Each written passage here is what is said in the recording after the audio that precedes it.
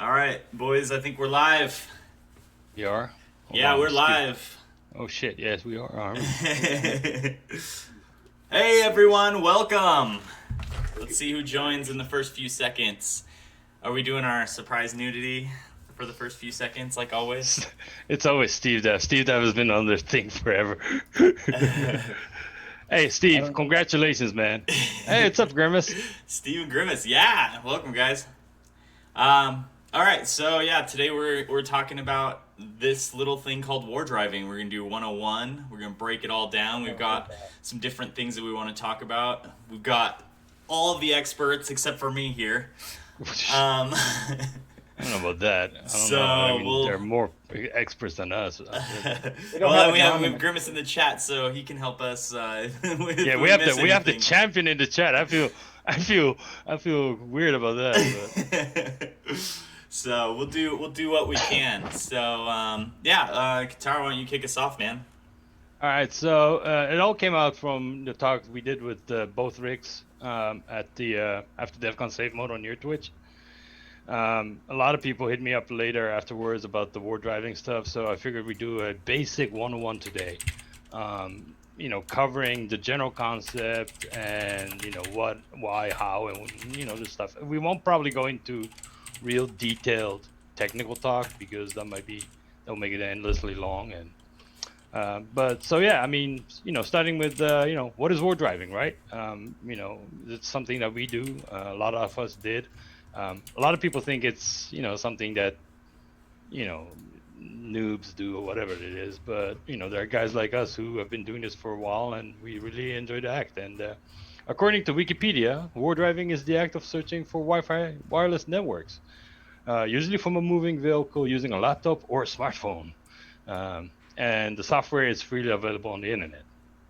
Now, I guess war driving is the general term, right? I mean, there are people who do, like I don't drive, so I war walk or war skate or whatever. But in general, it's called war driving. The etymology is from war dialing.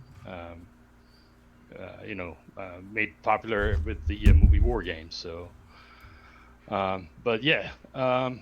Side note, there are a lot of things surrounding war driving, but I guess I started war driving because I always had a fascination with wireless radio, right? I like the idea of plucking information out of thin air because it's almost magical.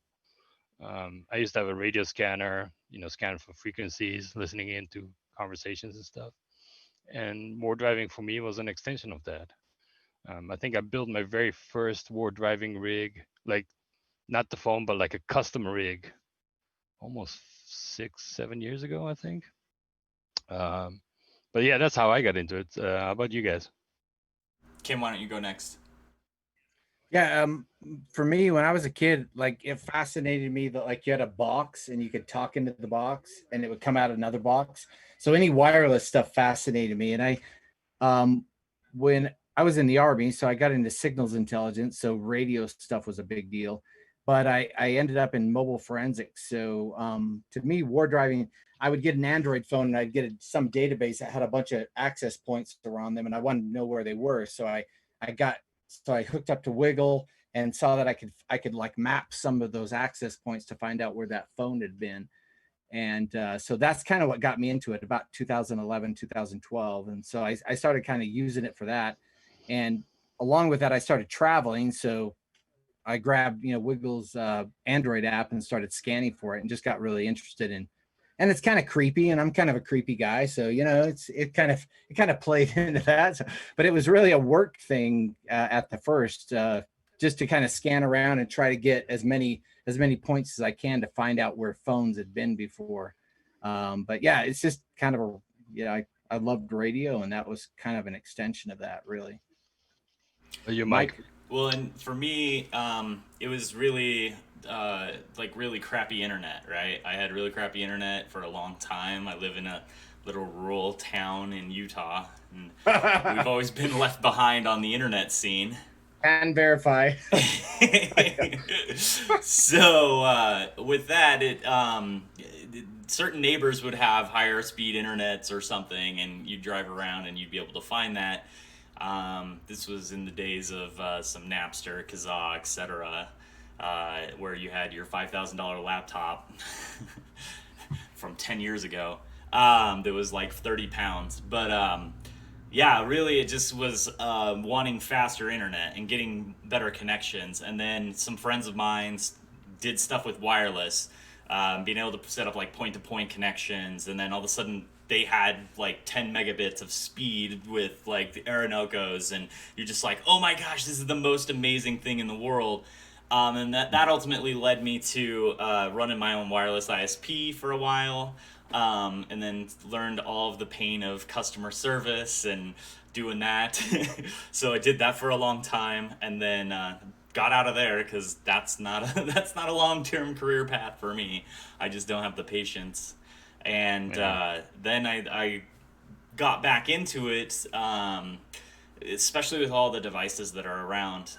It's part of the really interesting things with the Internet of Now and the Internet of Things, and trying to figure out what's out there, what is it, what are they doing, and why. And then the data leaking too. The data leak stuff is really interesting to me. Like I remember Fire Sheep, when that bug or that app was released, to be able to pull off creds like at Starbucks, huh? That feature. That feature. Yeah, that feature. And that type of stuff like really opened my eyes to how scary it was. And so yeah, that's what really got me into it. And then it's like now, yeah, a lot of stuff's encrypted. Everything, a lot of communications are encrypted, but not everything. Plus, people roll their own encryption still. So there's all these little niche areas that are fun to find. And I'm kind of obsessive and collective. Like, I love Pokemon Go, if anybody ever didn't know that about me. And it's kind of like Pokemon Go, but with wireless signals. So, yeah. So that's kind of the trajectory that I took, and my involvement with wireless that brought me here. And then I did a couple of projects at DEF CON, and they were nice enough to let me demo them and work on those projects live at Black Hat and at DEF CON. So huge shout out to all the staff and just all the volunteers that just really enabled me. And ultimately, I've been able to do things on the shoulders of other people with like Hack 5 and with DEF CON staff, and even these guys that are sitting here, they've enabled me to do stuff. So it's been a really amazing journey. So see, the problem with you, Mike, is that nobody knows who you are because you don't have the Wi-Fi pineapple on you, as being pointed out in the chat. Mounted on your head right now, lights. So I need to make you a fake one that's light enough so it can be enough, or a printout one on a panel. Oh, that's a. I brought the Kraken. Does that count? Nice. Yeah, that counts. No, it doesn't. Sorry. But no, I think that's cool. I think that's a nice segue into next, right? Why do we ward drive, right? So some of us do it for work, some of us do it as a hobby, but I often get the questions like, well, why would you want to ward drive? It's creepy, and what do you do with all the data? It is. I mean, I guess it is creepy, and but also, what ethical use is there to this process, right? And or like people complain, or they'll be like, why would you do this? And I think there are multiple angles to that, right? I mean, if you're doing a red team engagement, for example, right? Then you can use it as recon, right, to figure out what's around you, or if you have an issue with a lot of different Wi-Fi issues at home, then you can basic scan around your network or your neighborhood will give you an idea of what channels people are using, right? But I think also the notion is that ward driving is something that noobs do, or somebody who wants to get into this field does. But in reality, I think, with everything connected now, I mean, everything, like I have like shitty IoT devices I bought off Amazon that have a wireless access point in it, and they have an app that connects to it. So I think right now is the golden age of actually ward driving, right? Yeah, I totally agree with that. I mean, I think the days of when we ward drove back in the days and we only saw wireless devices as in access points are over. I mean, I see Nest cams. I see generic. The neighbor's Kindle. Yeah, or like Yeah. Yeah. or like, you know, or kettle, smartphone. I mean, smart fridges. Like, there's, I mean, and there's so much like stuff that's out there that you know, it has like a SSID of like ESP32, and it doesn't tell you what it is, right? Right. So I'm like, I think if right now might be actually even more fun to war drive because of all the other devices that are out there. Well, and I think Oh too, yeah. part of it is there's like less of a distraction, right? Because bandwidth Mm, isn't a problem anymore, right? And right. so there's so much bandwidth, and it's so cheap that it's easy to just put devices out there. And then so it's not that we're trying to like find connectivity or find, you know, something. It's that next step. What is the next layer that we're looking at? Is it security? Is it weird access points? Is it something doing weird things? Or is it a device that just is doing really weird, bizarre behavior? You know, so Yeah. And I've seen a lot of people, they think of war driving as like you said, like they're noobs, like it's the basic stuff, but at the same time it's really the fundamental stuff that if you don't understand this, you don't understand what types of devices are normal. Like I I stare at a lot of screens. I see a lot of MAC addresses. I see a lot of devices, whether they're cars or trucks or, like you said, like refrigerators and barbecue grills and all sorts of things. And people see these are like, oh my God, that's so weird. Well, no, that's actually pretty normal. It's 2020. Get over it. And so it's kind of a baseline to even be able to do advanced attacks. You need to understand what's out there, what's actually in the world to be able to move on to things like de-authing and rogue access points and things like that. You need to know what's actually out there to be able to understand that first. Yeah, So and I think like, especially living in a highly urbanized environment like myself, right, in Tokyo, for example, war driving has helped me manage some of the network congestion issues that I were having, because I was like, there's something weird going on, and then there's my neighbor has like a shitty, cheesy, whatever generic router that is super loud. And I'm like, fucking hell, just like, so, I mean, I think, it's not just, it's just not, I think we've moved on from the days of trying to find free Wi-Fi, because free Wi-Fi is pretty much everywhere, right? Um, but, or in a lot of places, but now it's more about the individual devices that we're looking for, right? mhm. So, all what right. what specifically drives you to it, Kentaro? Like, what is your thing that you're after? All right. I, I have an addictive personality to begin with. So, um, Dragoran of Kismet always makes fun of me having janky packets, because I'm not, unlike you, I don't care about the fullness of the packet. I just want to hit that number of devices I've seen. So if I go outside and, my first setup shows me, I don't know, 2,000, and my next iteration shows me 3,000, I'm like, fuck yeah, I got another 1,000, right? Um, I don't like. I'm not really into the analysis of what I see. Um, for me, it's purely hitting that number. It's almost like overclocking in a sense that I just want to see how much I can collect number wise on the device that I have. So, what about you, Mike? So for me, originally started out as like, what can I see? Like you, all the numbers as much as I can see, and then it's evolved now very much so into the analytics of it. What are these devices? What do they do? How are they correlated? Can I tie them to some other like piece of information? Like this many people were in this room at this given time, which correlates to something happening. It's some sort of event.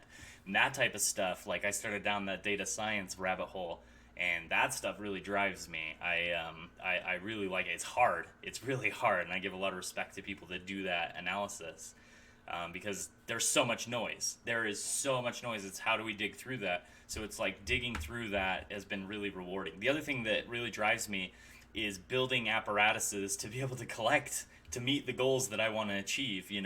I love building solutions for the problems that I run into. whether it's hardware, whether it's software, whatever.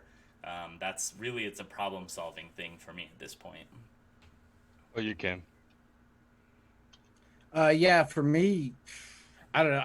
I just love wireless things, but it became, apart from work stuff and mapping where things had been at whatever time, it, like Mike says, it was like seeing what's out there, like what types of things am I supposed to see, so when I see them in other places I know what they are. What types of cars have Wi-Fi in them, what types of, smart meters are not exactly Wi-Fi, but that sort of thing. What sorts of things have wireless? And it was kind of like, just, again, it was curiosity. What's out there? When I travel a lot, I like to watch people. Like when I'm in airports, I like to watch them and kind of figure out their backstory just by looking at them. And it's kind of the same with wireless. I kind of like, whoa, what is going on here? Who is this person? They have an iPhone. Oh, See, they also have a Galaxy S7. They must be a Mormon. They're et cetera, et cetera. And so there's a lot of that's things a sign like you travel too much and you're bored too much. Well, that's true, but it just keeps me interested in it. And I don't really care who these people are, honestly, but I just want to know what's out there. And like with the Wiggle Wardriving, it becomes, I want to make the leaderboard. I mean, let's be honest. Yeah. I want to get millions and millions of access points, and I want to ride on Kim's coattails. So right, so it's and I'm gonna ride you both. So I'm like, yes. You're not gonna ride me, man. Sorry.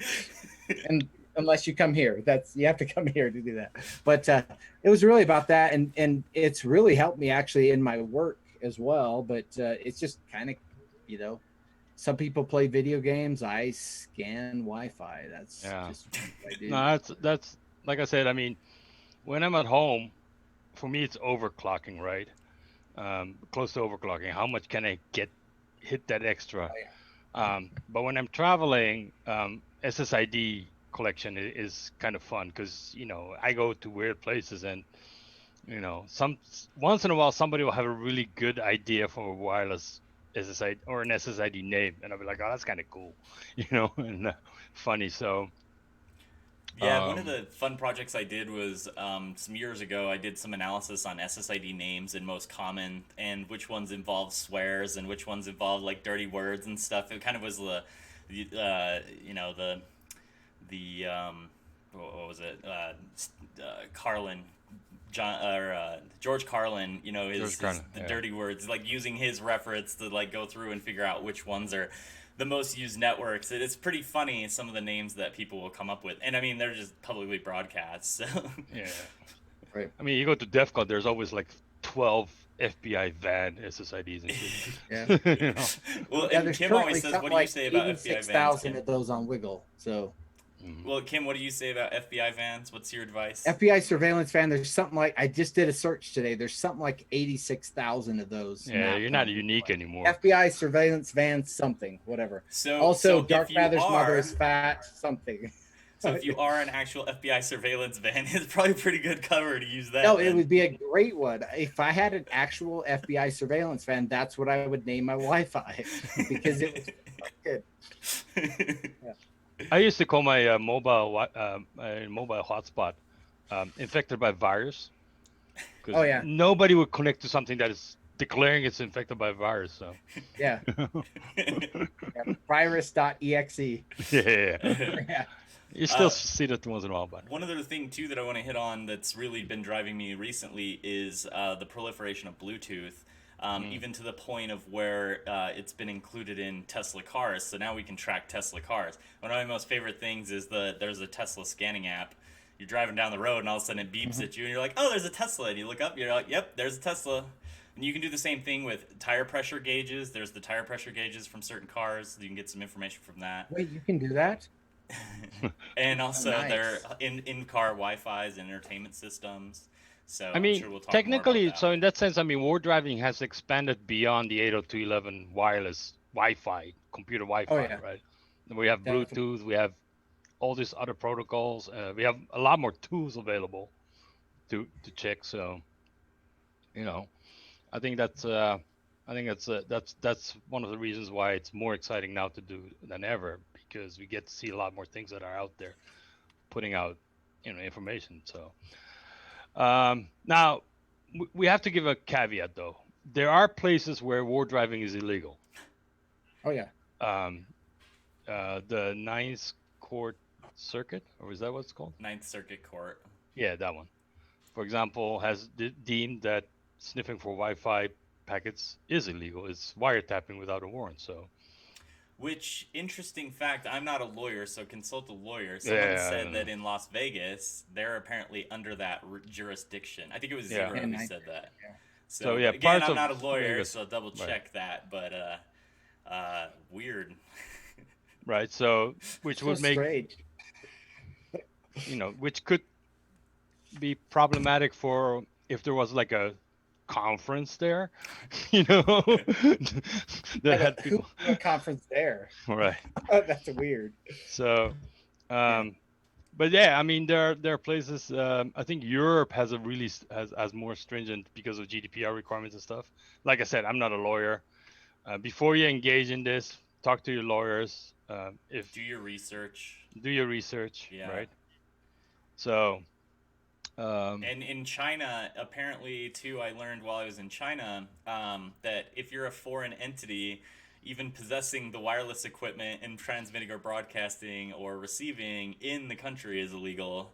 I learned that from my friend Rich while I was in China capturing. So yeah, there's a lot of countries that have different radio frequency management legal guidelines. So make sure you just because Mike does that does not mean you can in your place. Right. So. Or maybe it does. YOLO. Oh yeah, I'm not you never lawyer, know. Though. Yeah. Yeah. I ain't taking responsibility for you getting arrested for war driving. And go like, well, Kentaro said it was okay. So that's. So all right. So now we got all the concept stuff out of the way. So okay, how do you war drive, right? So next is the how part, right? And I think what a lot of people, the misconception is where it comes initially from, right? We're trying to get better Wi-Fi access. So there was a lot of ponage-based war driving, I guess, right? Right, like I've got to break into this network. Right. Yeah. So, but I think we have moved on from that. Like we said, if you wanted to see a better idea of what waves are flying around, then you have different approaches. So and you have different tools, right? Right. So I mean, like I think Kismet, props out to Draghorn, is probably the most comprehensive tool to come if it comes to wireless capturing. Yeah, I would say, except for the probably, it's definitely. Right. Yeah, it's definitely. Well, the argument could be made that an SDR captures more. Well, possibly, but is there software for it? Yeah. So some rando guy in New York is producing more than all of the SDR companies right now, basically. Right. And Draghorn's doing. Yeah, Kismet's got basically a comprehensive tool that you can do a lot of stuff with. Right. And a lot whenever I reference Kismet, a lot of people are like, "Oh yeah, I used that way back." I said, "No, but have you used the new one? Because the new one, like Russ, who's in the chat, he made an ADSB plugin for it. ADBS, right? ADSB. Yeah, that one. You were right the first time I was wrong. So, that's my dyslexia kicking in. It's like just give you the number, but and it's not just like I said, regular Wi-Fi 802.11.2.4, but there's now it covers a wide range of different signals. So I think definitely, but at the same time, it might be overkill for what it is that you're trying to do, right? Mm-hmm. So there is a process of you have to. Net Stumbler, yeah, old school. iStumbler on the Mac. I think you have to determine what it is that you're trying to do, right? And how much data you want to collect, right? I mean, like there are times where Kismet is overkill. Like if I just wanted to collect SSID, I don't need Kismet, right? So I mean, I could, I've built a couple of these Arduino things, out there that. That this one is actually from D4rkM4tter, but that only scans for SSIDs and logs the SSIDs, only the open ones, right? Yeah. So I think so for me at least is that, you know, when I go ward driving, you know, I have multiple birds. Like if I'm at home, I'm like, I'm going to add to my wiggle points, like you, Kim. It's like, you know, leaderboard stuff. If I'm traveling, I might be just collecting open SSIDs because I want to compile a list of open SSIDs in the world. And I know you, Mike, that you have the Wi-Fi Pineapple that captures all the stuff, right? Yeah, so I mean, it just depends on what you want your goal to be, right? Like, what are you trying to accomplish? And for me, it's Kismet, and I want all the packets, and I want all the data, so that way I can do the analysis. But in some cases, using the ESP8266 completely makes sense to be able to just grab SSIDs. So it comes down to what your goal is. So Yeah, and for most people who are starting war driving, I just recommend you grab an Android phone, put Wiggle on it, and look at the screen, see what you're seeing, and you're gonna get Wi-Fi access points, and you're gonna get Bluetooth devices. Well, And also, I mean, if you have an iPhone, technically you can ward drive with your iPhone. technically, yeah, go ahead. There is a there's a wireless scanning feature in the airport utility. The only thing is you have to enable that in settings. So if you go to airport utility settings, there's a Wi-Fi scanner option. You turn it on, and then you can scan for it, and you can export the findings to a text file. So, you know, you don't need an Android if you just want to start out and figure shit out. So,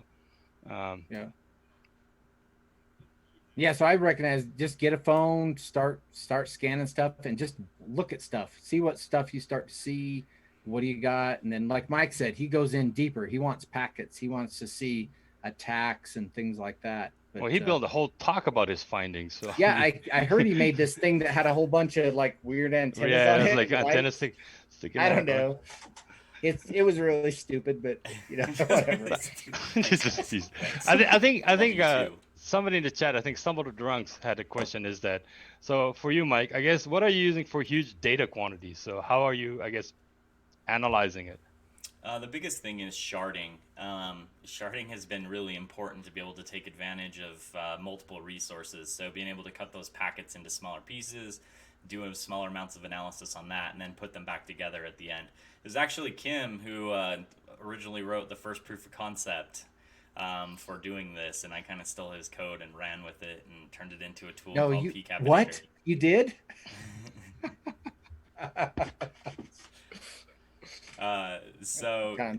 I mean, the goal is, like, most of the time when using Wireshark and stuff, it's pretty single-threaded. Like, it's very, you know, and that's just the nature of the way a PCAP file is stored. I mean, a packet is stored. It's boxes inside of boxes inside of boxes inside of boxes. So to be able to unravel that, you've got to be able to split that into lots of pieces in order to optimize it and make it process faster. So that and just lots of storage. Lots of high-speed storage. Don't you have a tool that you released last year? What's it called? Yeah, it's called PCapinator. Check out my GitHub, github.com/mspicer. Shout out. Plug. Yeah. Shameless plug. Yeah, and you know, getting back to kind of just the you know, getting started route. You can also start, like you said, with the Wiggle route, and then you can dig deeper. How do you dig deeper with Wiggle? Go into your Android phone, pull the CSV files that are being generated. Look at what that data actually is, right? And then you can start doing your own analysis with the data that you've collected, and then it becomes really interesting. Plus, on top of that, Wiggle gives you extra access to their API once you've submitted things and you've created an account, and yeah, then at that point you can do more interesting queries and start looking for WPA3 networks if those really do exist. I heard Zero's house is the only one that exists right now. I don't think it's real. Yeah. Can I say something about Wiggle? Yeah, we were gonna wait till the end, but yeah, if you're doing a project, wiggle-admin@wiggle.net. Yeah, they'll help you out. If you're doing like an open source project, a something for school or a study or something like that, they will help you out. They're not horrible people. They're not ogres. They're not terrible. They're Oh, they nice gave us people. I don't these, know why you start with like they're not ogres. You're like they gave us these you fucking make it hats for you make it free, sound like free. like No, Andy sent me this email. He's like, we're not actually bad people. It's like, no, they are nice people. They will help you out. And yeah, and so you can do a lot of analysis, like Mike said, just using Wiggle. There's a lot of stuff out there, and they'll help you out doing that. And also, it's just posted in the chat too that the SQL Lite database, that's the SQLite database, that's the Wiggle file that all the data's stored. You can do some fun in there too. So pulling the data off an Android phone is a huge start, Yeah, it is. I agree. I think initially I might have just started with like Airmon from the Aircrack NG suite, and then it kind of grew into I wanted to do more, so I used the old Kismet, and then I was like, oh, this is kind of cool, and I only got an Android phone later in my life, so then I was like, oh, there's Will on the iPhone on the Android, so I started using Will. So I think it's definitely a progression, right? You start somewhere, and you just keep going on that, and then in the end, right now I'm making custom rigs and custom setups for specific needs that I have. That like. Can you tell us about some of those? No, because people want to know. I mean, seriously. Right. So like this is my travel SSID collector. I made it look like a beeper. So you turn it on, right? Oh, nice. And it has 3 main functions. So one is scan once, and it will. There's an SSID mini SD card in here that will store its findings. There's continuous scan, which is it will continuously keep scanning and writing to the file.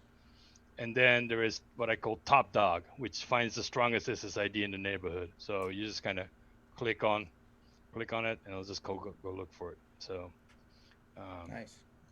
Yeah, so it will find my SSID is the strongest. I'm just gonna.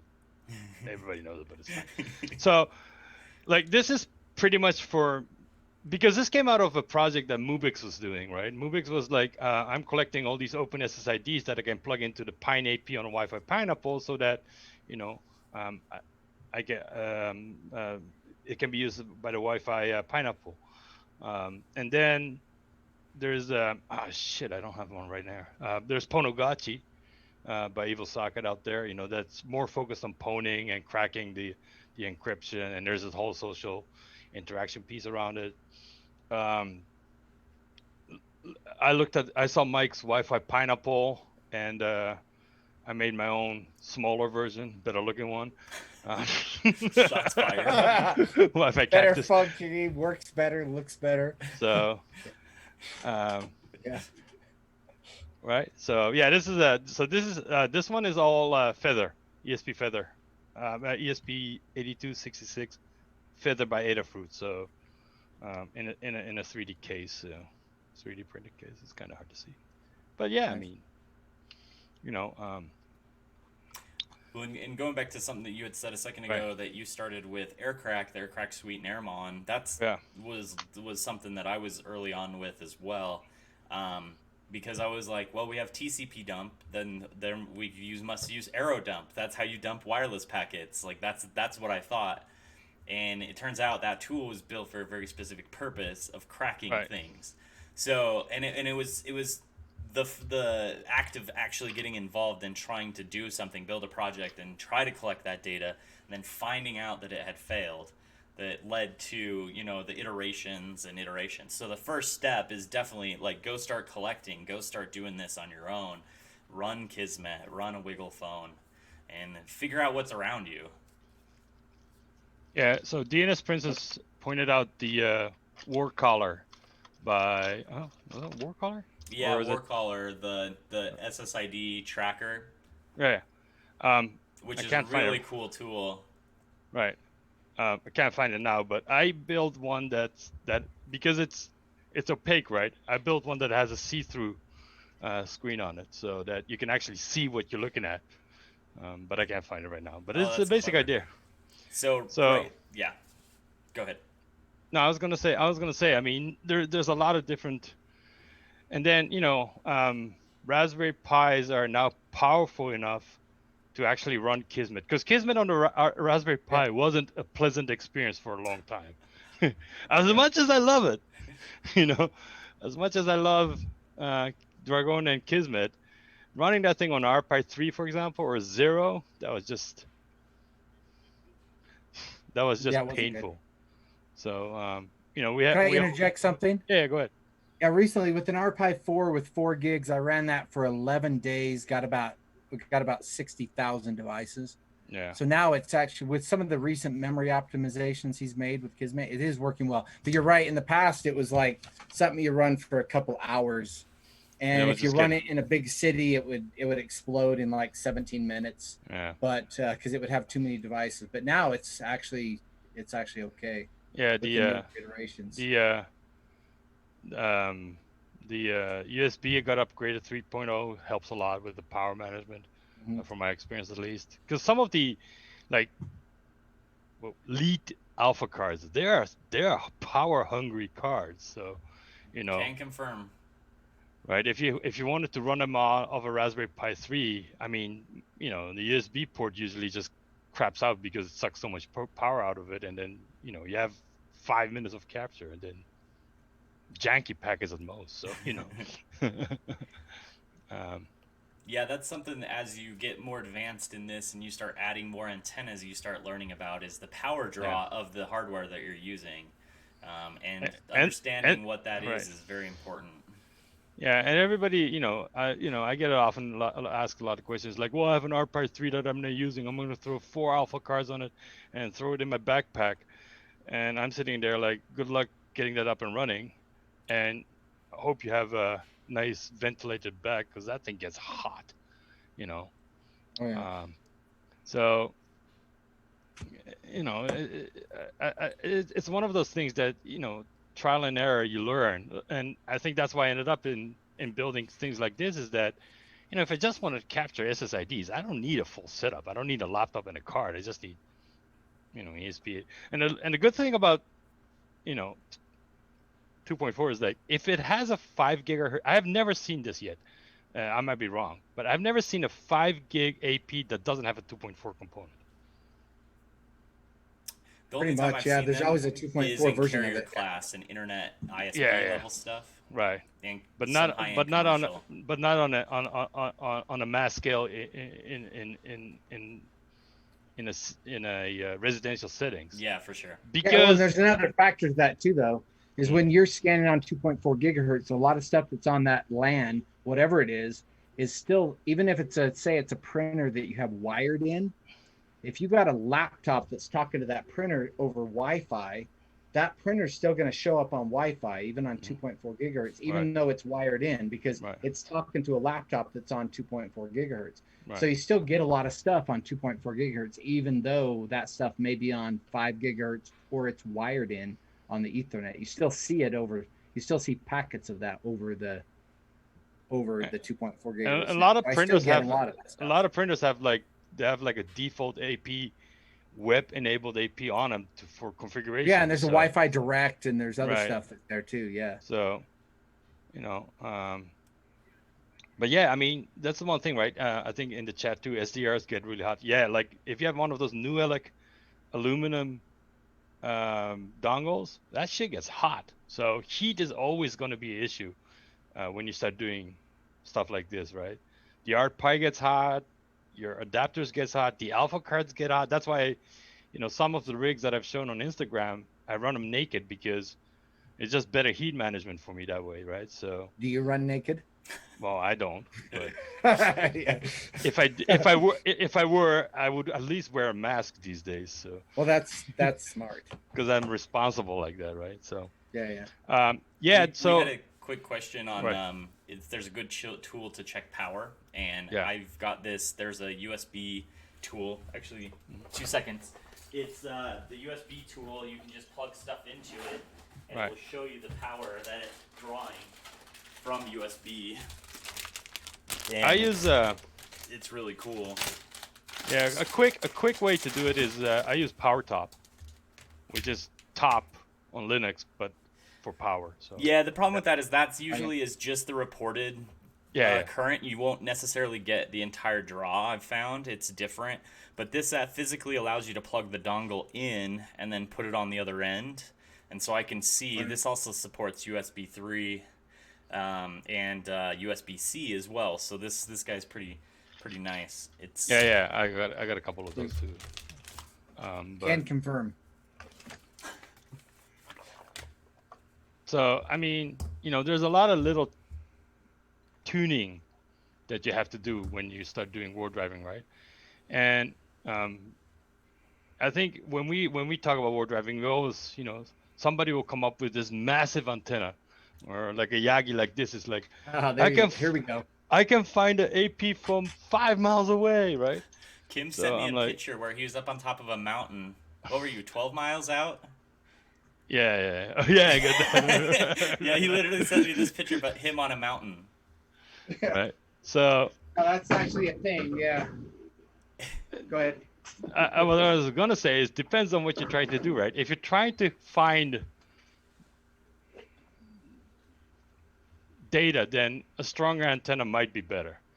But if you're accurately trying to map it, a strong antenna is actually detrimental because you'll catch so much things and your GPS will be off, right? Yeah.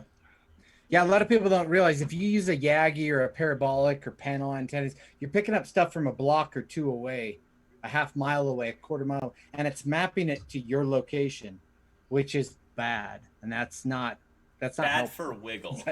It's bad Yeah, for wiggle. for wiggle. For actually Right. mapping the stuff and doing the war driving, that's kind of a bad thing. So if you had like, you know, 5 Yagi antennas spread across, you know, capturing everything, war driving, yes, you'll capture a lot of things, but it'll be kind of shitty data, right? It wouldn't be beneficial to anyone. Yep. So bigger is not necessarily better, right? Right. There are cases where I actually had to cut the PCB antenna on an ESP826060 just to make it detect that they wanted to find a rogue AP or D author, right? So that they wanted to be on top of it to detect it. So you know, I had to really like downgrade the reception of the antenna so that when you stood next to it, it will detect it. But if you were 2 feet away, it wouldn't. So you know, going back again, what is it that they're trying to do, right? But in general, so somebody wants to go wiggle or somebody wants to go war driving, right? I think we covered a lot. Phone is probably the easiest way to do it. But what if you wanted to do a little bit more? What would be your go-to setups? It depends on what that more is. Are we talking Right. like red team more? Are we talking Right. like more discovery and war driving more? How about war driving more? Okay, Yeah, war driving more. For war driving more, I would say grab a laptop and a wireless card, slam that wireless card in your laptop, and you've just upgraded your capture ability a lot, and you've got more processing What power. operating system? What's that? Are we going Kali or are we going Pentu? Pentu, Or Parrot? of course. Parrot. Arch?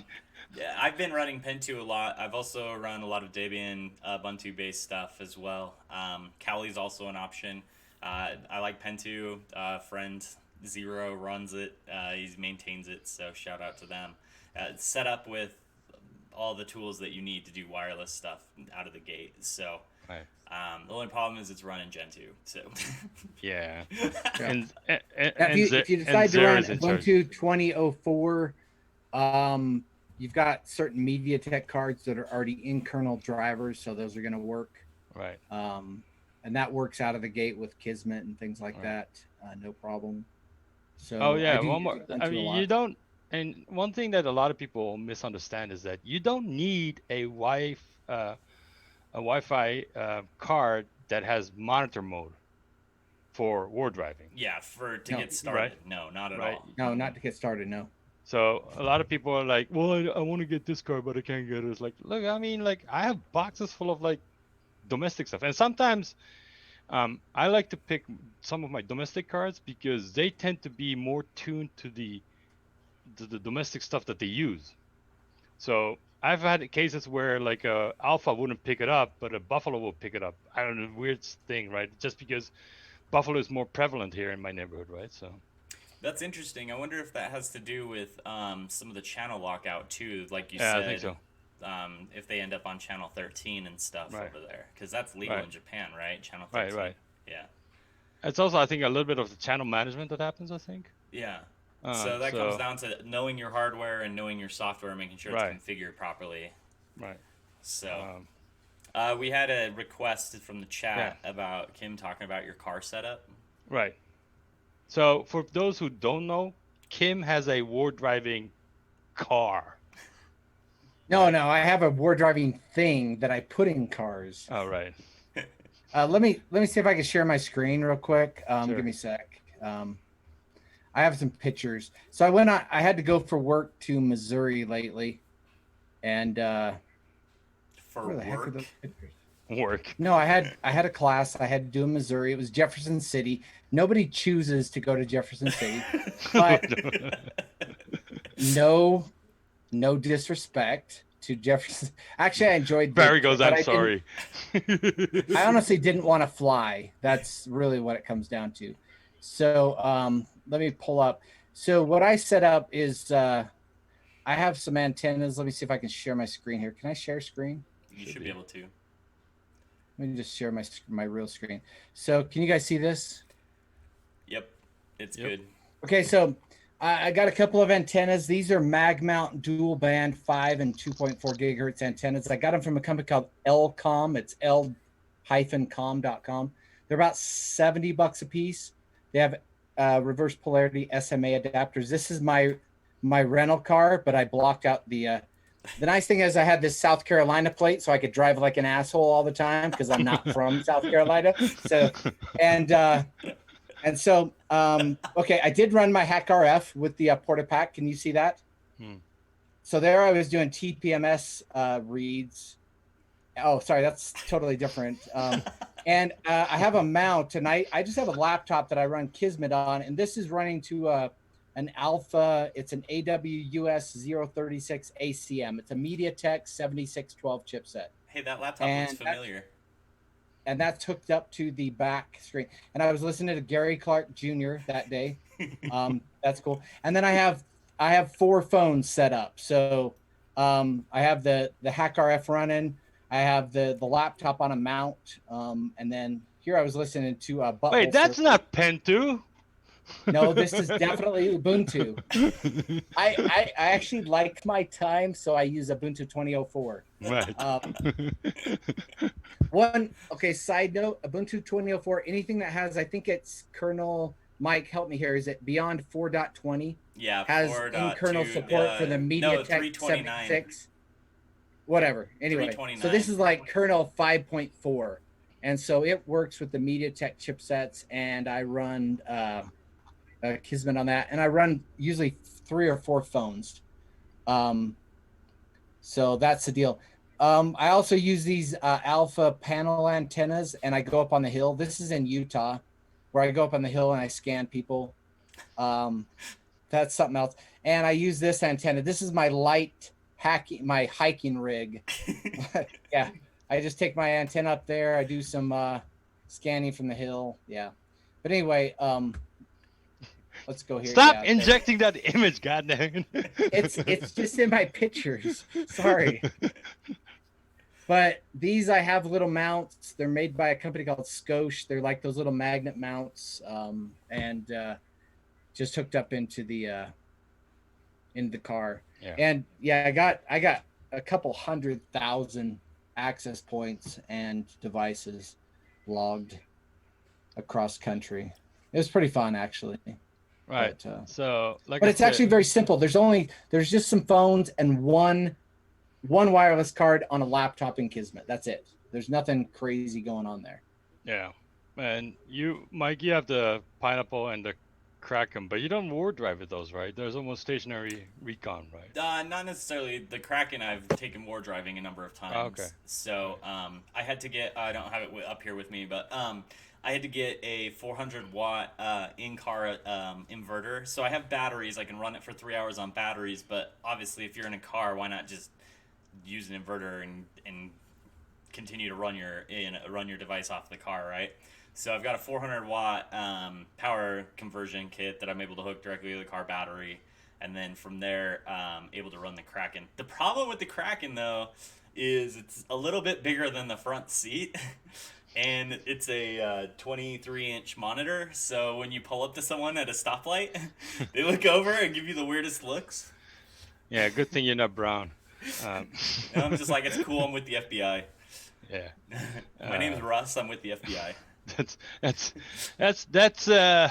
That's impersonating. That's a felony. He's that's not a Fed anymore. It's not a felony. You saying your FBI is actually a felony for impersonating a federal agent. I'm not the FBI. I'm not the FBI. That was a joke. Super joking. Love you, Russ. So, but yeah, I mean, I think so. There was a question about channel stats. Yeah, literally, it's 1, 6, and 11 that I've seen here, at least in Tokyo, because that's the default. 2.4 gigahertz. Yeah. On 2.4 gigahertz, it's 1, 6, and 11. I haven't looked too much into the 5Gs yet, but hey, if somebody gets a hold of me, I can pull. I have literally every CSV I've uploaded to Wiggle for the last 4 years. Mm-hmm. I could pipe those into pandas in Python, and I could tell you what the most common. It would be for 2.4, like you said, 1, 6, and 11 would be tops, and then probably channel 40, whatever, 136 for 5 gigahertz, whatever. I don't know. But we'll see. Yeah. I could do it if you want. Just let me know. Right. So we're starting to get questions, so that's a good thing, I guess. What is the part number of those mag mount antennas? Follow Kim on Twitter. If you DM me on Twitter, I'm Ardject on Twitter. I could send you exactly which part mount they are. What I did talk my wife into. Well, we have a full glass top on the car. And so I can't put them on the top. So I actually talked her into letting me get some real NMO mounts, permanently mounted with an Intel NUC in the trunk. And so that's what I'm going to soon. But those mag mounts I use for like my rental cars and things. They work really well. So I just let me know on Ardject on Twitter. Parts wise, I just got so there's a great talk on the Wireless Village YouTube about GPS positioning. And I just got the GM3 USB dongle that was mentioned, the GNSS one that covers like all the satellites. That thing locks fast. Like you run. What's the model of that? GM3. It's a GNSS satellite dongle. You bring up GPS GD and run CGPS on it. It captures like 22 satellites instantly. Nice. Like boom, everywhere. Because I have one of those GlassNOS GSP ones. I have the GPS one, and I have a pseudo mix one that covers GPS, GlassNOS, and QZSS, the Japanese standard. And it's okay, but this GM3 is like I just fired it up. Like I literally got it last night. I came here this morning. I plugged it in, and it was just like whoa. So I think if you're gonna do Wardriving with GPS, I mean they're not cheap. They're like $60, but no, that'd be good. Yeah, the one I'm using right now is just one of those U-Block 7s. It's a USB one, and it works okay. But it's when you get in cities, it's not super awesome. Right. Out in the sticks, it's fine. But And then this is the one that I'm using. This is the BU 35353. Yeah, I got one of those too. Oh yeah, every 7th grader has one of those. Yeah. I've only had a few problems with it, and it's weird. The date and time gets really weird when you're having problems. But that's the kind of accuracy, right? That you want, right? So I mean, especially when you're trying to map points, right? You want it, and like I said, I mean, I have two next. I mean, I know you guys like Samsung. I'm not a big Samsung fan, so I got 5Xs. They're like I don't actually use Samsungs. $50. I use a couple of Pixel 3s and a Pixel 1, a Nexus 6P. I'm all Samsung and Yeah. S7s. I have S5s and S7s because they play Pokemon Go. The S7s play Pokemon Go really good. Gotcha. The dual purpose phones. Right. Well, you got to go with what you know. We had a quick question: is separate GPS device mandatory? Not really. I mean, you can. I mean, I have. So on the Android, let's see if I have this on here. Android, no. No. What I'm saying is there's an app. I thought I had it on this one. Oh yeah. There is a. Yeah. Okay. So there's an app called Share GPS. Hold on. Let me just focus. Yep. on it. That's it's called Share GPS. That works pretty well. And this works pretty good. So it uses you can use your phone as your GPS receiver, and you can USB tether this to Raspberry Pi, laptop, whatever, and it will share the GPS data. So sometimes phone is actually easier.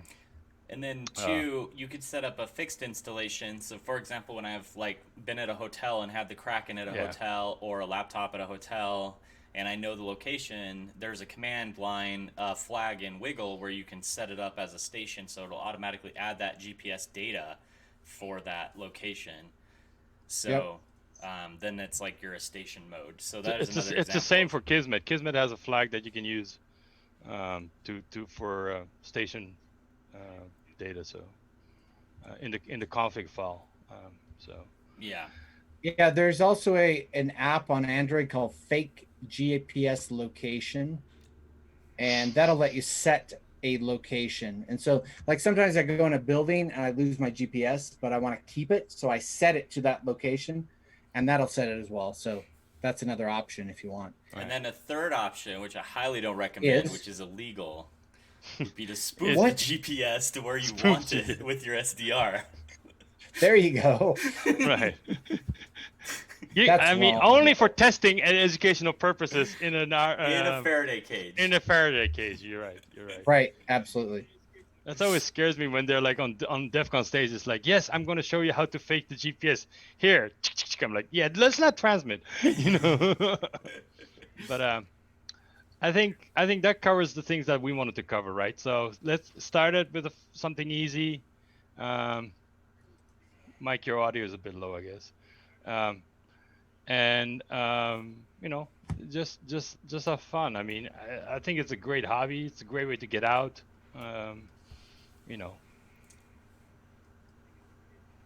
It's definitely. And I would recommend just grab an Android phone if you got one. Start using Wiggle. That works really well, and then go from there. And did you want to, Kentaro? Are you going to mention the Discords? Yeah, so I wanted to just big ups to wiggle.net for always supporting us, putting up with our shit. Because I was uploading 4 times the same file because I was testing some of the stuff I was working on. It's just so it's 0. Yeah, I know there's nothing there, but thanks for putting up with me on that one. Kismet, always the best tool out there. So go check it out on what's the actual domain actually? KismetWireless.net. .net, yeah. They have if you have any issue with it, just come on the Discord. Me, Mike, Kim, and a whole bunch of other people are usually on it. It's a very supportive community. The Wireless Village always brings up fun. So it's Wireless Ninja. Or is it Wireless.Ninja? I never get that right. And they've got a new YouTube channel. Yeah, they got a new YouTube channel. And they also have a Discord, vibrant community out there. So those are the plugs I wanted to make. One thing that I didn't put in the notes that I would do not get a card that has 8812 AU on it. I don't. Unless you're me. Yeah, well, I mean, and you hate yourself. Yeah. And you want to suffer. So this is a whole slew of them that don't work. Yeah, it does. It's just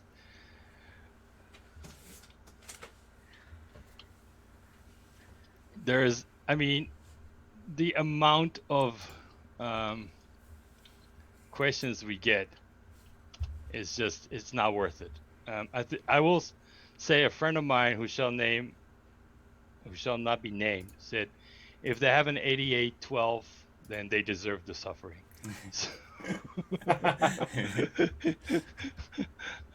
And ultimately, I mean, that's a good word of warning. Is if you're running into problems, there's odds are other people have ran into those problems too, Right. and there's probably a better way. Right. There's device drivers now that have matured and are built into the Linux kernel, and so it's just better devices. I mean, if you're a hardware person and know how to write kernels and driver stuff, kernel drivers, then by all means get after it, and please donate back to the community and maintain it. But I'm not, and so I'm at the mercy of other people, and so when I see something good, I love to point it out and give them mad respect. Like, for I mean, it. I think if you just want a ward drive, they're fine. But if you're gonna spend money on a card, just get something that doesn't have it on it. Is what I'm saying. Yeah, the issue with that one, the 8812 does not have in-kernel drivers. So Right. Aircrack has some drivers that work, and I've gotten them to work, but they have broken packets. They have issues. Yeah. So if I just want to look and see what devices are present, it's great. But otherwise, I go with the MediaTek 7612 or 7610 chipsets. And they have in-kernel drivers ever since like kernel 329. Or yeah, something like that. Yeah. Or So if you have kernel 5 or 429. greater, you're fine. Yeah. And it's MediaTek 76XX, 7612, 7610s. They work great. Do we want to do a couple of questions? Yeah, we'll do a couple of. I don't want grab all 4 Macs when you're ward driving. Like. Oh yeah, all 4 Macs in the packet, in the like the TASADARA. Yeah, I definitely grab all of those. I'm very interested in seeing all of that, especially because when people are running like bridged networks and stuff, you find different addresses for DA and TA. You'll find different nuances there, and you can find out more about architecture and what's set up. So it's a really good way to like map someone's infrastructure by being able to look at all of those. So that's been some really interesting analysis, is what is happening between those different MAC addresses. And Kim, I think you are especially fond of MAC addresses. I love them. I memorize them. Yeah, they're my Yeah, there's a point where I just when you find a weird MAC address, I just text Kim. It's like, hey Kim, what's this? And he goes, oh, that's a car's tire. It's a body camera. It's a body camera, and like, okay, thanks. So if you have a weird OUI, tweet at Kim and Ardject. Yeah, and I'll laugh and say, who are you? And in fact, on the Kismet Wireless Discord, there's a channel called #PoundMac that is about the MAC more addresses. OUI. It's more OUI. That's it's called right. more OUI. More OUI. That's right. More MOAR, right? Yeah. Yeah, MOAR. Yeah. Yeah, that's right. Because there's so many OUIs that come out daily almost. It's just almost ridiculous. Oh, yeah. It's true. The any other Kismet questions? Discord, right, is you can get to it from kismetwireless.net. I'm sure. I think we could probably post an invite in our chat tonight. Don't you think? I think I can, but hold on. Hold on. There you go. Yeah. There we go. Somebody posted an invite. Grimace. There you go. Hey, Grimace, do me a favor, and I want. Can you do at least a write-up on your ward driving this year? You might not want to come on here and talk to us about it, but I want to. Yeah, they do. They do. No, Grimace. No, I know. That's what I'm talking about. They want to get on here. Oh, okay. Well, then next time we'll do. Next time, hey Grimace, if you're okay with, coming on, let's talk, right? So. Totally up to you though. No pressure.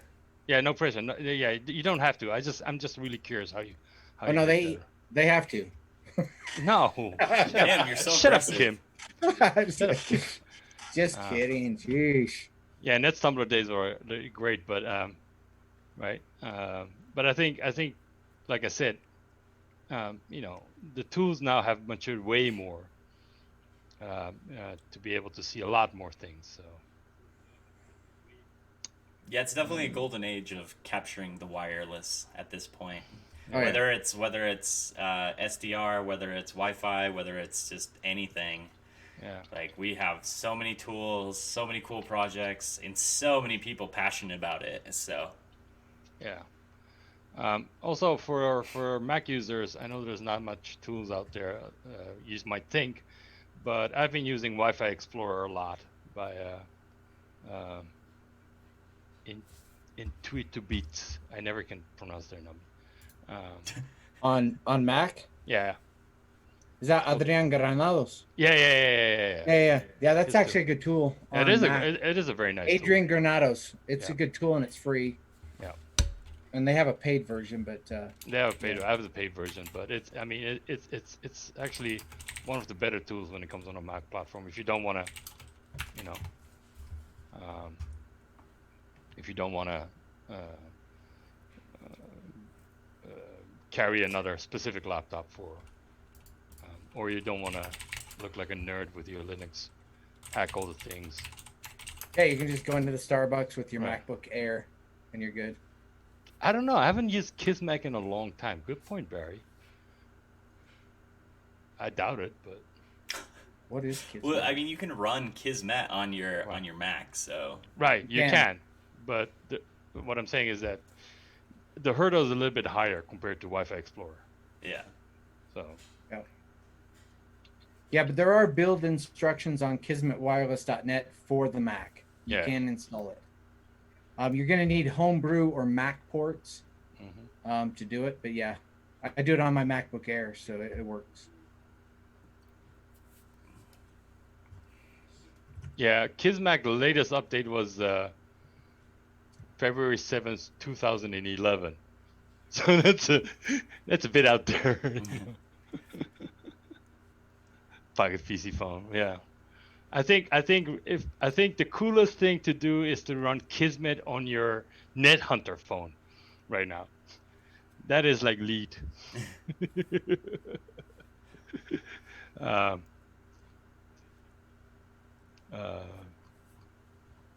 Step one, throw the Mac out of the window. Yeah, Russ, you're just a hater, man.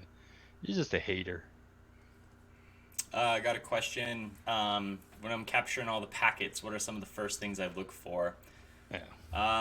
Probably the Foreign. very first thing I go after is SSIDs and then commonalities between MAC addresses and try to see if there's any correlations there, like how many people are connected to a certain access point. Another low-hanging fruit is the type of encryption that people are using. That's always interesting. And then, like, if I was able to capture the full handshake, that's another thing that's interesting because for WPA2 and 1, it's just a matter of time at that point.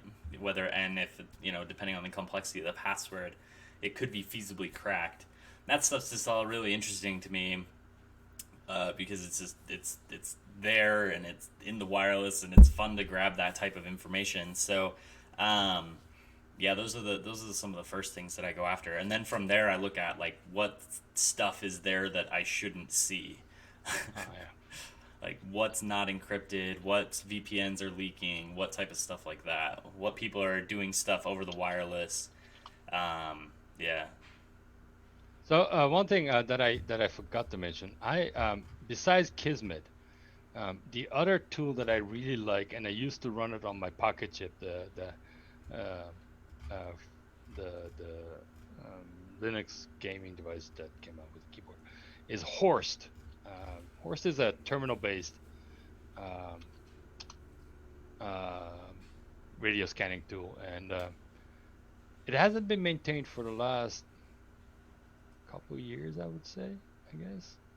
But it's super lightweight. It works well. You don't have to have anything fancy on it. It runs off a terminal. So yeah, Horst is kind of cool. I just wanted, I shared it in the chat.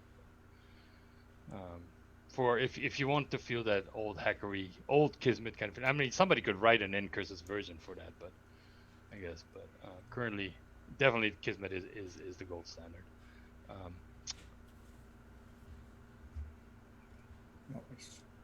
Anything else you guys want to do? Share? No? Good? We good? I think we are up on the hour, so. Okay. Any Yeah. more questions? I'm good. I'm good. Not it. All right. I hope you guys had people in the chat. Hope you had fun. I had fun always. I had fun talking to you guys. And keep tweeting at Mike Dark Matter. If you want us to continue this series, we might do a nerdy driver talk, and we'll get Zero on, and he will school us on Wi-Fi card drivers and the various issues and why Pentoo is a more superior platform than anything out there. So wow. And also we have some other thoughts in the works too of maybe taking you guys on a Wardriving trip with us, perhaps. See if we can live stream some things like that together and kind of let you see it in action. Yeah, right. I mean, we would love to show you what we can pick up right now. The problem is we're all at home right now. I mean, I'm safe, but there's a pandemic. Sure. Maybe you've heard about it. So, well, we'll try to do this again. So, all right.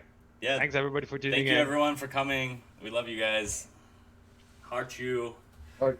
How do you do that? It's magic. All right. See you guys later.